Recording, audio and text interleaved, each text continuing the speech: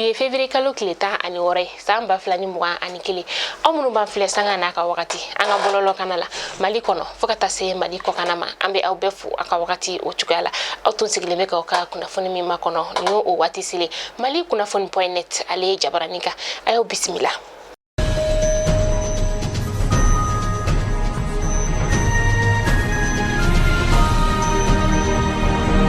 Amanga bi kunnafoni daminɛ ni fɛn min sa o de ye kunu février kalo tile 15 san 2021 an ka cakɛyɔrɔ min bɛ yen nɔ ni ale ɲɛsinen bɛ kalafili koɲɔgɔn ma sa n'ale bɛ wele ko seni tasuma o de donna ale yɔrɔ la a kɛra yɔrɔ min na sa o de ye Amdalaye Aseye 2000 sigida nanina o la an bɛ wagati min na i n'a fɔ sisan kɔni a ma se ka dɔn fɛn min kɛra nin tasuma ye ale sababu ye nka 14e arrondissement ma olu tun bɛ yɔrɔ in na walasa ka se ka tasuma ni ka ale faga ani k'a dɔn tiɲɛni hakɛya minnu kɛra yɔrɔ in ale kɔnɔna la. An bɛ wagati min na i n'a fɔ sisan nɔ sogo ale kilo o da gɛlɛnlen don kosɛbɛ an ka sugu kɔnɔnaw la ka sababuya kɛ fɔlɔ sogo kilo ale tun bɛ feere n'o o ye kolomaya sefa wari 400 de la nka sisan a kilo tari jɔ fo sefa wari 450 la o kɛra waleya min na a kɛra gɛlɛyaba ye sannikɛlaw olu bolo a yirala k'a fɔ ko misi yɛrɛ de da gɛlɛyara misi ta yɔrɔ olu la ko fɔlɔ misi kelen ale tun bɛ feere 65 de la nka sisan a bɛ ka feere 67 o de la o de kɛra sababu ye sa ni ka se ka sogo ale da gɛlɛya an ka sugu kɔnɔnaw la ni wagati in na cakɛyɔrɔ min bɛ yen nɔ ni ale ɲɛsinen bɛ a kɔɲɔw ma sa olu kɔni y'a yira k'a fɔ ko an ka bagan minnu ni olu bɛ bɔ yan ka taa jamana kɔ kan dan bɛna sigi olu la ni wagati in na fo ɲɛ ka sɔrɔ sogo ale sɔngɔ la ka sababuya kɛ a kɛlen don gɛlɛya ye maaw bolo sugu kɔnɔnaw la.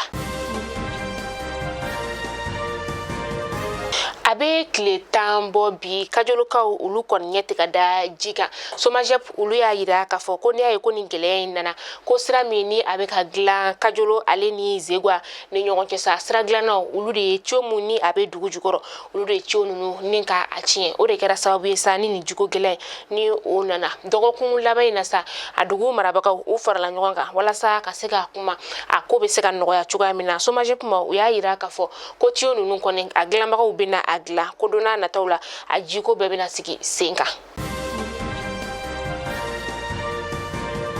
Bakari Togola ni ale ye APCAM ɲɛma kɔrɔ ye Bakari Togola min yɛrɛ sa ni ale bɛ kaso la a bɛ wagati caman bɔ an bɛ don min na i n'a fɔ sisan nɔ Bugunikaw olu kɔni kɛlen don ka u ka danaya ta ni ka da Bakari Togola kan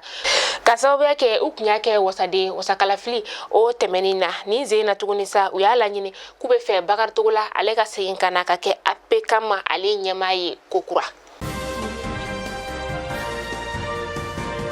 Arasibashi ale ka jɛkulu bɛ yen nɔ ni o bɛ wele ko CDR u farala ɲɔgɔn kan kunu février kalo tile 15 san 2021 a kɛra kunnafonidilaw olu ka soba o kɔnɔna la u ka fara ɲɔgɔn kan in kun ye fɛn min sa o de ye k'u ka laɲini ye Mohamed Yusuf Bachili n'ale bɛ wele ko Arasibashi ale ka labila wagati kɔnɔna o la o de la sa u bɛna bɔ ka u ka nisɔngoya yira juma nata in o la. G5 Sahel jamana ɲɛmaw olu farala ɲɔgɔn kan kunu février kalo tile 15 san 2021 n'a bɛna kuncɛ bi tarata dɔ ye na sa février kalo tile 16 Chadi jamana ɲɛma n'o ye Déby Itno ye sa ale y'a yira k'a fɔ ko a bɛna ka wolomasiri maa 1200 ni ka o bila ka na an ka jamana o kɔnɔna la Burkina ani fo ka taa se Niger olu furancɛw o la sa a kun ye fɛn min ye o de ka karɔgɛlɛ diinɛ tigilamɔgɔw olu bɛ se ka kɛlɛ cogoya min na ka bɔ an ka jamanaw olu kɔnɔna la. Kunu tɛnɛ février kalo tile 15 san 2021 na sa nɛgɛ kaɲa 9 wagati Bitar Express ale ye bolimafɛn min n'a bɛ maaw ta ka taa n'u ye dugutagaw la bolimafɛn yɛrɛ kɔni sa a yɛlɛmana ni maaw ye a yɛlɛmani wagati min na sa a kɛra sira min na o de ye Sevare n'a tun bɛ ka i kunda Banɲangara o kan Sevare ni Banɲangara yɛrɛ ni ɲɔgɔn cɛ sa kilomètre 26 o de don maa 23 de tun bɛ bolimafɛn o kɔnɔna la maa 3 olu kɔni tayana a yɔrɔnin bɛɛ la maa 20 olu jogina a maa 20 na sa maa 11 olu kɔni sɛbɛkɔrɔ jogina o y'u ta teliya la ni ka taa n'u ye lapitaniso la. An bɛ taa kɔ kan kibaru la laginɛkaw fɛ yen nɔ i n'a fɔ an tun y'a fɔ ɲɛna cogo min na kunu an ka kunnafoni na sa k'a fɔ san 5 kɔfɛ ni Ebola ale ye maa 11 ni ka o bɔnɛ ani na farafina tilebiyan fan o fɛ sa bana in a seginna ka na kokura laginɛkaw olu ka jamana o kɔnɔna la u ka jamana marabagaw olu y'a yira k'a fɔ ko an bɛ wagati min na i n'a fɔ sisan nɔ maa 5 kɔni o bɔnɛna ani na maa 12 olu kɔni siga kelen d'olu la k'a fɔ ko a bɛ olu la a maa 100 ni maa 25 la sa a yirala k'a fɔ ko maa 10 ko o bɛ u ka faba o kɔnɔna la o de la sa kunu u ka jamana marabagaw teliyara olu ye waliya kɔrɔ ta walasa u ka dugu ale bɛ se ka lakana cogoya min na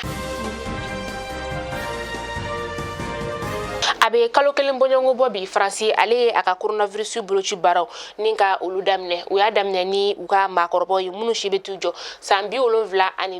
ani bana lakodɔnnen bɛ maa minnu na sa ni a ka jugu o la sa walasa i bolo ka ci sa i bɛ weleli de kɛ bolocilaw olu ma olu ka se ka i boloci a yirala k'a fɔ ko bolociyɔrɔ 833 ko o de dayɛlɛla nka o n'a ta bɛɛ maa dɔw bɛ olu tɛ ka se ka boloci sɔrɔ u ka nɛgɛjuru siraw fo ka taa se u ka bɔlɔlɔsiraw ma u kɔni bɛɛ fara hali weleli tɛ ka se ka kɛ o yɔrɔ ninnu na nka a kɛra sababu ye sana hali boloci yɔrɔ dɔw olu kɔni fana ye u ka datugu ka sababuya kɛ boloci fura kɔni banna Mali kunnafoni jabarani lajɛbɔ aw tulo garizigɛ kɛra ni kunnafoni de bi ni k'a da aw tulo kan aw ni ce aw ka lajɛliko ɲuman na halisa an tɛ sɛgɛn k'a fɔ ɲɛna aw ye abonné an ka page Facebook n'an ka page YouTube kan aw ka to k'an ka video aw ka aimer ni ka a partager aw k'an bɛn diɲɛ waati wɛrɛ